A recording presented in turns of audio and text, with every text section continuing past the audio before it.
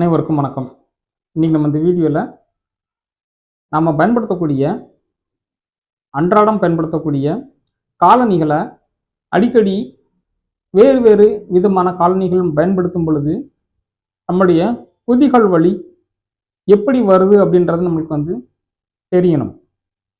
பொதுவாக இன்னைக்கு பல பேர்கிட்ட இருக்கக்கூடிய ஒரு பழக்கம் பார்த்தீங்கன்னா, டிஃப்ரெண்ட் டைப் ஆஃப் மெட்டீரியல் இருக்கக்கூடிய ஃபுட்வேர்ஸ் பயன்படுத்துறது தான். பொதுவாக பல பேருக்கு இன்னைக்கு குதிங்கால் வலி குளிர்காலத்திலேயோ அல்லது வேறு ஏதாவது காலநிலைகள்லையோ வலி வரும் பொழுது அவங்க மருத்துவர்கிட்ட போய் சொல்லக்கூடிய ஒரு விஷயம், நான் ரொம்ப தூரம் நடக்கலை, எங்கேயும் ஜம்ப் பண்ணலை, வேகமாக ஓடலை, எந்த ஒரு ஃபிசிக்கலி ஸ்ட்ரெஸ்ஸும் நம்ம கொடுக்கலை, இருந்தாலும் எனக்கு இந்த குதிகால் வலி இருக்குது அப்படின்றத சொல்லுவாங்க. இதுவே அந்த குதிகால் வலி உள்ளவர்களை மறுபடியும் நம்ம அவர்களுடைய அன்றாட வாழ்க்கையில் செய்யக்கூடிய வேலைகளை நம்ம ஒவ்வொன்றா தீர விசாரிக்கும் பொழுது அவர்கள் தாங்கள் பயன்படுத்தக்கூடிய காலணிகளை அடிக்கடி மாற்றி மாற்றி பயன்படுத்துகிறத சொல்லுவாங்க. ஏன்னா இன்னைக்கு பார்த்தீங்கன்னா காலணிகள் டிஃப்ரெண்ட் டைப்பாக நம்ம பயன்படுத்துகிறோம். ஸ்லீப்பர் செப்பல் நம்ம வீட்டுக்குள்ளேயே நம்ம யூஸ் பண்ணுறோம். ஆஃபீஸ்க்கு வெளியில் போனால் அங்கே shoes, some type of chappals நம்ம யூஸ் பண்ணுறோம். வெளியில் தோட்ட வேலை இல்லாட்டி அவுட்டோர் ஒர்க், ஃபீல்டு ஒர்க் ஏதாவது பண்ணால் அதுக்கு தனியாக ஒரு செப்பல்ஸ் யூஸ் பண்ணுறோம். இந்த மாதிரி பல வகையான காலணிகள் நம்ம பயன்படுத்துகிறோம். இந்த காலணிகள் பயன்படுத்தும் பொழுது அதில் இருக்கக்கூடிய அந்த மெட்டீரியல் வேறு வேறு மாதிரி இருக்கும். குறிப்பாக செருப்பில் இருக்கக்கூடிய அந்த அவுட்டர் சோல், இந்த மாதிரி outer sole different type of மெட்டீரியலில் இருக்கும் பொழுது நமக்கு அதை மாற்றி மாற்றி பயன்படுத்தும் பொழுது குதிகால் வரக்கூடிய வாய்ப்புகள் மிக மிக அதிகம். அதற்கு முன்னாடி நம்மளுடைய பாதம் என்ன மாதிரியான ஒரு அமைப்பு இருக்குன்றதை நம்மளுக்கு தெரிஞ்சுக்கிறணும். பொதுவாக நாம் நிற்கும் போதோ நடக்கும் பொழுதோ நம்மளுடைய பாடி வெயிட் அந்த லைன் ஆஃப் கிராவிட்டின்னு சொல்லணும் இல்லையா, அந்த ஒரு நிலையில் நேர கணுக்கால் பகுதியில் விழுகும். அதை தாண்டி குதிங்கால் பகுதியில் விழுகும். அப்படி குதிகால் பகுதியில் விழுகும் பொழுது இந்த எலும்புக்கு கீழே இருக்கக்கூடிய சில குஷனிங் ஸ்ட்ரக்சர்ஸ், அதுக்கப்புறம் நம்மளுடைய பாதம், வெளிப்புற தோல் எல்லாம் இருக்கும். இப்போ நம்ம ஒரு சாதாரணமாக சாஃப்டான ஒரு செப்பல் நம்ம பயன்படுத்துகிறோம்னு வச்சுக்கோங்க. இந்த குதிகாலில் விழுகக்கூடிய வெயிட்டு அந்த செப்பல் வழியாக தரைக்கு போகும் பொழுது அந்த குதிகால் எலும்புக்கும் தரைக்கும் நடுவில் ஒரு குஷனிங் எஃபெக்ட் இருக்கும். இது பார்த்தீங்கன்னா ஒரு ஷாக் அப்சார்பராக மாதிரி செயல்படும். அப்போ நம்ம உடம்புல இந்த ஷாக் அப்சார்பர் போன்ற அமைப்பு இல்லையா அப்படின்னு சொல்லி கேட்டிங்கன்னா கண்டிப்பாக இருக்குது. பொதுவாக நம்ம உடம்புல பார்த்தீங்கன்னா இந்த ஆங்கிள் ஜாயிண்ட்டு, முன்பக்கம் இருக்கக்கூடிய ஃபோர் ஃபுட் அப்படின்னு சொல்லக்கூடிய பாதத்தில் இருக்கக்கூடிய பகுதி, இது எல்லாமே சேர்ந்து பார்த்தீங்கன்னா ஒரு மிகப்பெரிய மூட்டு அமைப்பு இருக்கும். கிட்டத்தட்ட 20க்கும் மேற்பட்ட மூட்டுகள் அதில் இருக்கும். இந்த மூட்டுகள் அனைத்தும் சேர்ந்து தான் இந்த பாதத்தில் உள்புறமாக ஒரு வளைவு போன்ற ஒரு அமைப்பை உருவாக்கும். இது பார்த்தீங்கன்னா குதிங்கால், முன்னங்கால் கட்டைவிரல் பகுதி, அந்த ஆங்கிள் ஜாயிண்டில் இருக்கக்கூடிய ஒரு எலும்பு பகுதி, இது மூணும் சேர்த்து ஒரு ட்ரையாங்கிள் ஷேப்பில் இருக்கும். அப்படி அந்த ட்ரையாங்கிள் ஷேப்பில் இருக்கக்கூடிய பகுதி ஒரு ஷாக் அப்சார்பர் மாதிரி செயல்படும். இது வழக்கமாக நம்ம உடம்புல இருக்கக்கூடிய ஒரு செயல்பாடு. இப்போ நம்ம வந்து காலணிகள் நம்ம வந்து பயன்படுத்தும் பொழுது இந்த ஷாக் அப்சர்வருடைய வேலை வந்து அந்த ரப்பருக்கு ஏற்றாற்போல் கொஞ்சம் மாறக்கூடிய வாய்ப்புகள் இருக்கும். இப்போ நான் வந்து எடுத்துக்காட்டாக சொல்லணும்னாலே நாம் அந்த சாஃப்டான ரப்பர் வந்து இருக்கக்கூடிய ஒரு காலனி நம்ம வந்து பயன்படுத்தும் பொழுது அந்த ஷாக் அப்சர்வர் ஒர்க் வந்து கொஞ்சம் குறைவதற்கான வாய்ப்புகள் இருக்கும். ஏன்னா அந்த செப்பலில் இருக்கக்கூடிய அந்த சாஃப்டான மெட்டீரியல் அது ஷாக் அப்சர்வராக வந்து செயல்படும். இப்போ நம்ம வேறு ஏதாவது காரணங்களுக்காக வேற ஒரு காலனியை நம்ம வந்து மாற்றும் பொழுது அதில் இருக்கக்கூடிய ரப்பர் மெட்டீரியல் வந்து பார்த்தீங்கன்னா வந்து கொஞ்சம் ஹார்டான மெட்டீரியலாக வந்து இருந்துச்சு அப்படின்னீங்கன்னா அது ஒரு ஷாக் அப்சர்வராக வந்து செயல்படுறதுல ஒரு பிரச்சனை வந்து இருக்கும். ஏன்னா ஏற்கனவே சாஃப்டான ரப்பர் மாதிரி வந்து இந்த ஹார்டான ரப்பர் அமுங்கி விரிகிறது இருக்காது. அப்போ நம்மளுடைய பாதத்தில் இருக்கக்கூடிய அந்த குதிங்கால் பகுதி சோல் பார்ட்டில் வந்து இருக்கக்கூடிய எல்லா ஸ்ட்ரக்சரும் வந்து பார்த்தீங்கன்னா வந்து கொஞ்சம் வேலை அதிகமாக செய்கிற மாதிரி வந்து இருக்கும். இதில் முக்கியமாக அந்த ஆர்ச் பகுதியில் இருக்கக்கூடிய லிகமெண்ட் ஸ்ட்ரக்சர் ஷாக் அப்சர்வராக வந்து செயல்பட வேண்டிய அந்த ஸ்ட்ரக்சர் அப்போ தான் வந்து பார்த்திங்கன்னா வந்து புதுசாக அந்த வேலையை செய்கிற மாதிரி கொஞ்சம் அதிகமான ஒரு ஒர்க் வந்து கிடைக்கும்.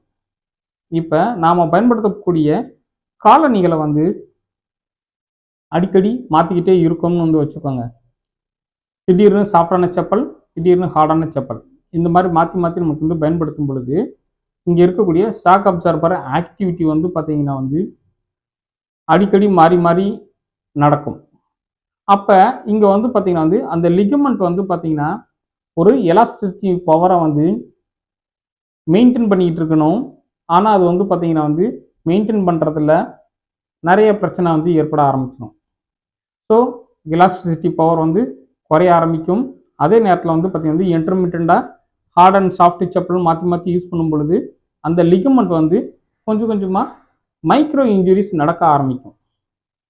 மிக மெல்லிய சின்ன சின்ன ஃபைபர்ஸ் வந்து பார்த்திங்கன்னா வந்து டேமேஜ் ஆக ஆரம்பிக்கும்.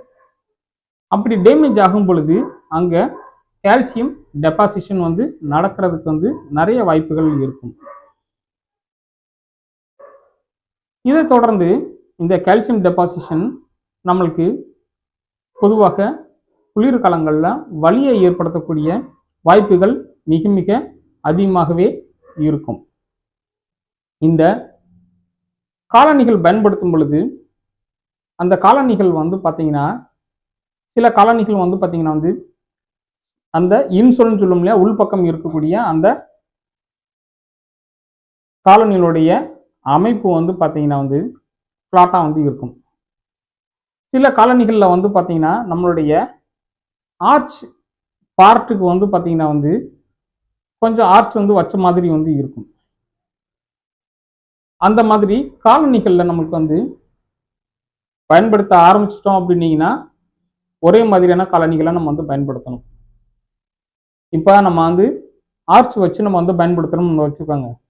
நம்மளுடைய பாதம் வந்து அந்த ஆர்ச்சு அதில் இருக்கக்கூடிய அந்த ஸ்ட்ரக்சர் ஒரு வேலையை செஞ்சுக்கிட்டு இருக்கோம் இல்லையா, இப்போ அந்த வேலையை வந்து பார்த்தீங்கன்னா வந்து இந்த செப்பலில் இருக்கிற ஆர்ச் வந்து செய்ய ஆரம்பிச்சிடும்.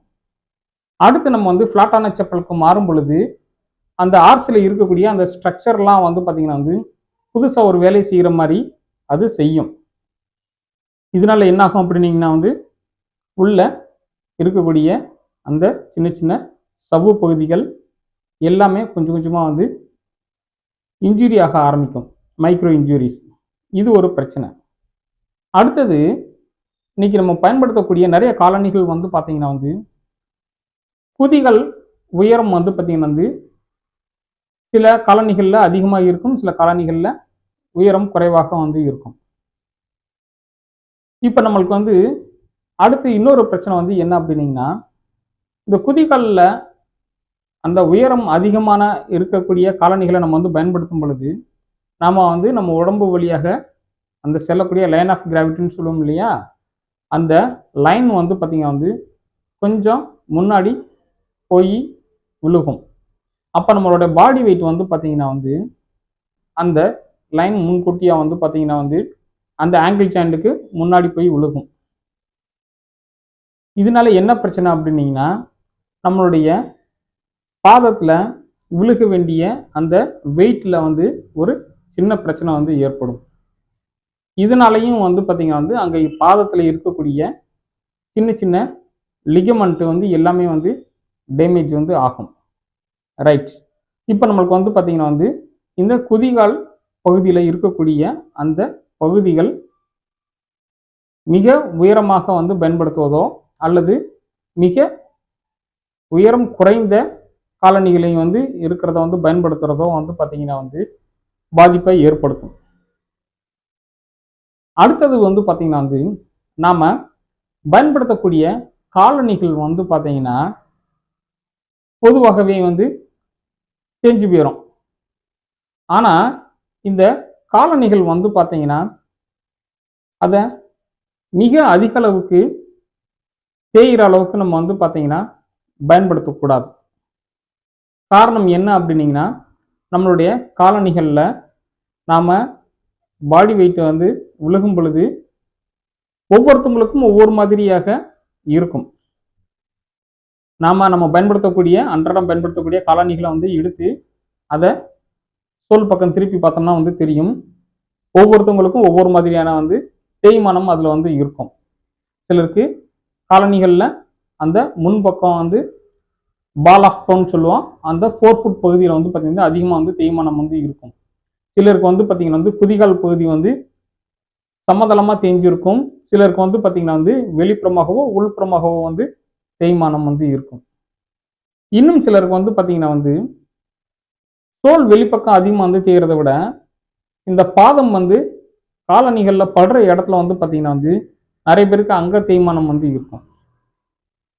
ஸோ இந்த மாதிரி நம்ம வந்து பார்த்தீங்கன்னா வந்து காலணிகள் அதிக நாள் வந்து பயன்படுத்தினதுக்கு அப்புறம் அது ஒரு தேய்மானத்துக்கு வந்து போயிடும்.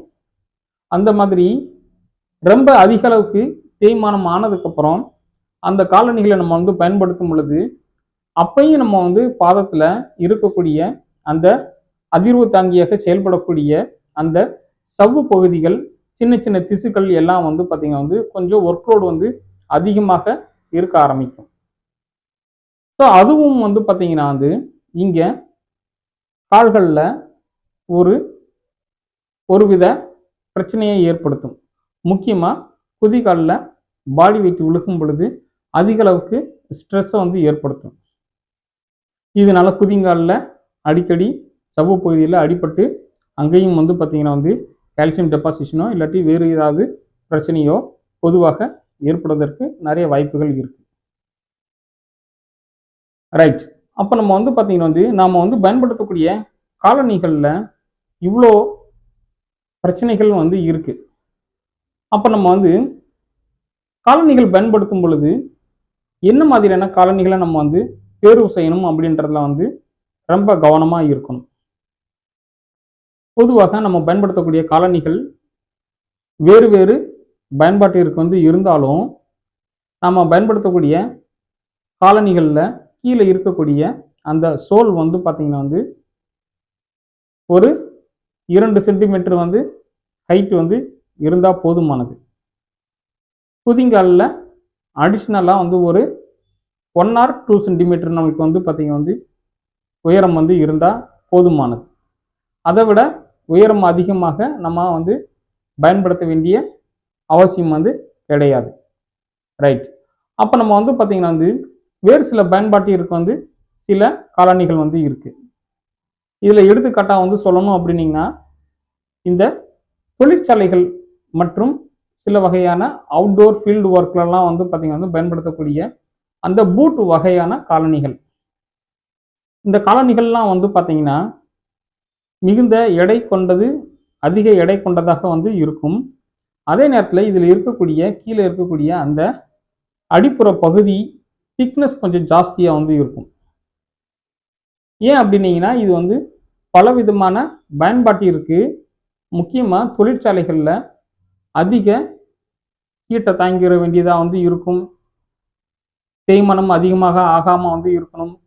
ஏதாவது அதன் மேலே வந்து பொருள்கள் வந்து விழுந்தா கூட நம்மளுடைய கால்களில் இருக்கக்கூடிய சின்ன சின்ன எலும்புகள் வந்து அடிபடாமல் இருக்கிற மாதிரி வந்து இருக்கணும்.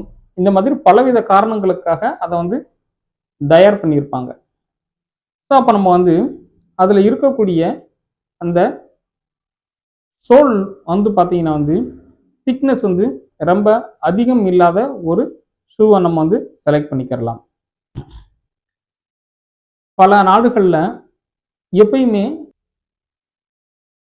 ஷூஸ் அதிகமாக பயன்படுத்துகிறாங்க. இந்தியா போன்ற இன்னும் சில நாடுகளில் வந்து பார்த்தீங்கன்னா வந்து ஷூஸ், செப்பல்ஸ், சாண்டல்ஸ், ஸ்லிப்பர்ஸ் இந்த மாதிரி டிஃப்ரெண்ட் டைப்பாக நம்ம வந்து பயன்படுத்துகிறோம். இந்த மாதிரி பயன்படுத்தக்கூடிய காலணிகள் வந்து பார்த்தீங்கன்னா கீழே இருக்க சோல் வந்து ஒரே ஹைட்டாக வந்து இருக்கணும். மெட்டீரியல் அதில் இருக்கக்கூடிய அந்த சாஃப்ட்னஸ் வந்து பார்த்தீங்கன்னா வந்து ஒரே மாதிரி இருக்கணும். அதை நம்ம வந்து செலக்ட் பண்ணி பயன்படுத்தணும் அப்படின்னீங்கன்னா நம்மளுக்கு எதிர்காலத்தில் குதிகால் வலி வருவதை தடுக்கலாம். ரைட். இப்போ இந்த குதிகால் வலி வரக்கூடிய வாய்ப்புகள் யாருக்கெல்லாம் அதிகமாக இருக்கோ அவர்களுக்கு இது மிக மிக முக்கியமாக கடைபிடிக்கிறது ரொம்ப ரொம்ப நல்லது. பொதுவாக பெண்களுக்கு 30 முதல் 35 வயதை தாண்டுபவர்களுக்கு குதிகால் வலி வரக்கூடிய வாய்ப்புகள் இருக்கு. அதோட மிக பொதுவாக 40 முதல் 45 வயது ஆண்கள் பெண்கள் இருப்பாளருக்குமே உடலில் ஏற்படக்கூடிய பலவிதமான பிரச்சனைகளுடன் இந்த சவ்வு பகுதியுடைய மீள்வினைத்தன்மை அதாவது எலாஸ்டிசிட்டி பவர் வந்து குறையக்கூடிய வாய்ப்புகள் மிக மிக அதிகம்.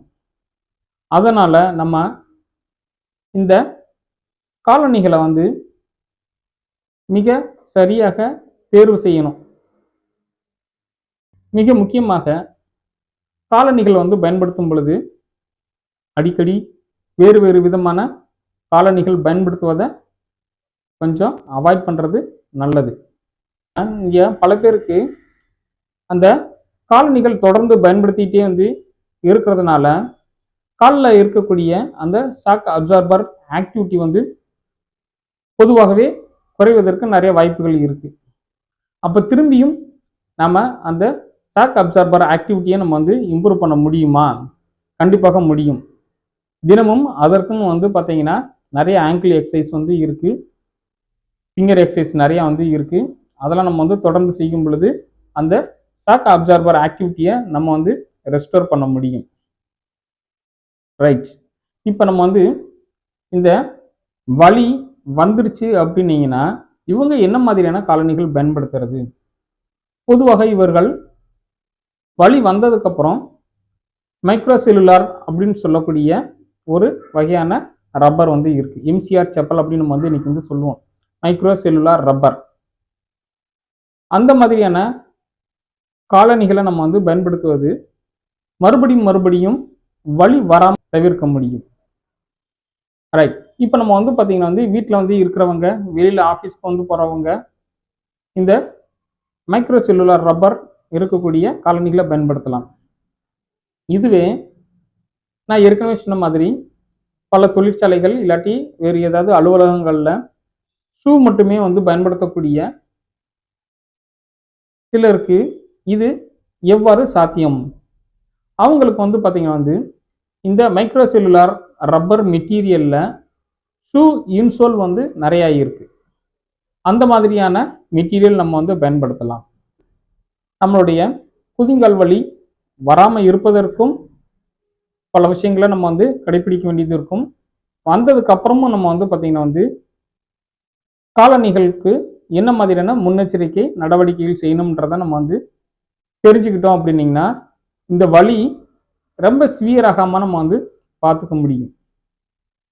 அதோட தினமும் இந்த பாதத்தில் இருக்கக்கூடிய அந்த சிறு சிறு மூட்டு பகுதிகளுக்கு அசைவு கொடுக்குற மாதிரியான பயிற்சிகள் நிறையா பண்ணிட்டோம் அப்படின்னீங்கன்னா அங்கே இருக்கக்கூடிய சவ்வு பகுதிகள், சின்ன சின்ன திசுக்கள், அங்கே இருக்கக்கூடிய தசை பகுதிகள், தசை நார்க்கற்றைகள் எதுவுமே வந்து டேமேஜ் ஆகாமல் நல்ல ஸ்ட்ரென்த்தாக வந்து வச்சுக்க முடியும். அதன் மூலமாக நம்ம பாதத்தில் குதிகால் வலி மட்டும் கிடையாது, மற்ற எந்த ஒரு பிரச்சனையும் வராமல் நம்ம வந்து பார்த்துக்க முடியும். இந்த வீடியோ தொடர்ந்து பார்த்ததுக்கு மிக்க நன்றி. மீண்டும் அடுத்த ஒரு வீடியோவில் உங்களை சந்திக்கிறேன்.